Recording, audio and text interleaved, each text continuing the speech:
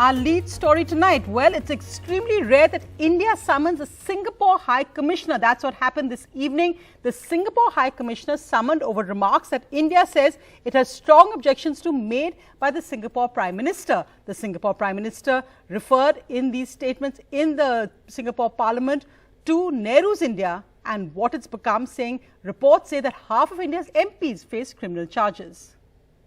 While Nehru's India has become one where, according to media reports, almost half the MPs in the Lok Sabha have criminal charges pending against them, including charges of rape and murder.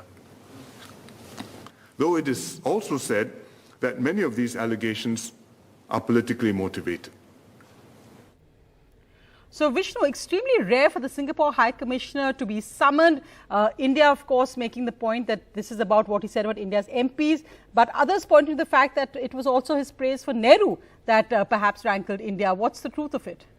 Well, it is rather rare for the Singaporean Prime Minister to be hitting out at India's MPs and parliamentarians in quite the manner in which he did. It was an impassioned speech which he'd made in the Singapore Parliament about democracy working in city-states.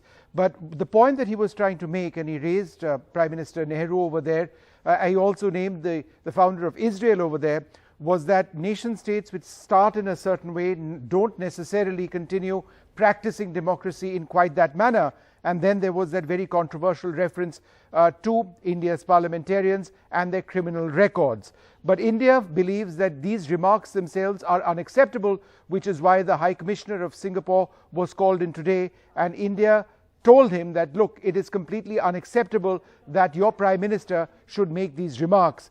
India and Singapore have the closest of ties. We are strategic partners. There is a huge exchange of people from both countries.